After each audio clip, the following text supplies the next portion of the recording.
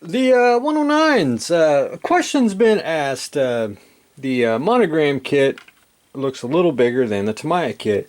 And yes and no. It's the same scale. They're basically the same size if you compare to, if you put them on top of each other like that.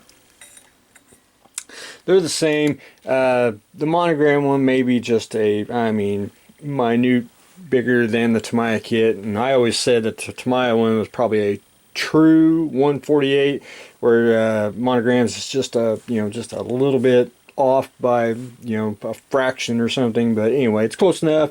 Really doesn't matter anything. And plus, I think the way I got them situated makes them appear bigger than the Tamiya kit. But anyway, basically what I've started now is decal duty. I did shoot everything with a gloss just where the decals would go, and that's especially the wings, the bottom of the wings, and the fuselage. I didn't spray the entire aircraft, but just plugging along, gotten all the decals on the bottom, top here, sides, getting the it's Gunther's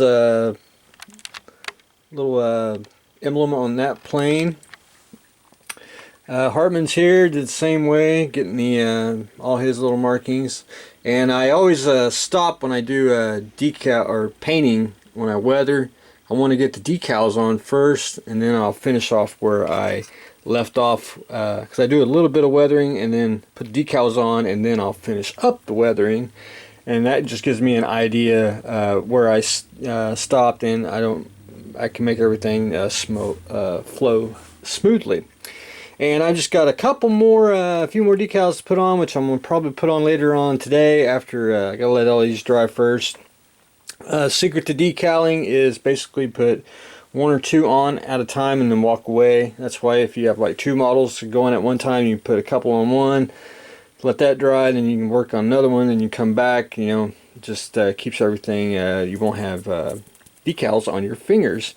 The spinners here, I didn't. You do get a decal to make Hartman's little spiral spinner, and you do get a decal to make Gunther's different spiral here. However, I really didn't want to mess with it. I think it'd be more complicated. So what I did is I just took a very fine brush, white acrylic paint, and just went ahead and painted the spiral on. And that's basically the same. It's a little smaller than the decal, but it will work just fine, and I think it looks pretty decent.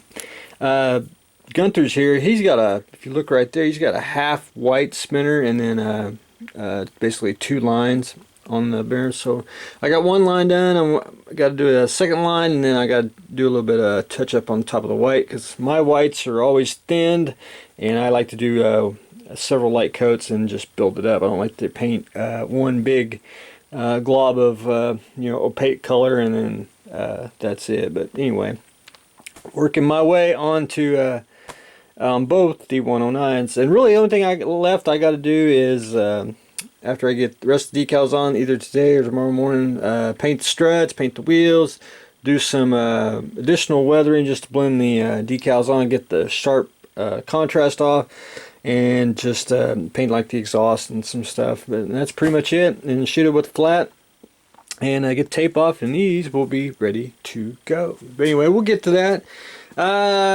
Took a little Christmas time here. I wanted to make something, and I want to see if I can make it, and I may, because I haven't decided if I want to do it yet or not. Did get the fabulous cutaway book from. I wish they had a cutaway. They do have the cutaway, but I wish I had just had basically a Starship book from the new movie. And I won't give away any spoilers, but if you've seen the movie, that's Han's freighter.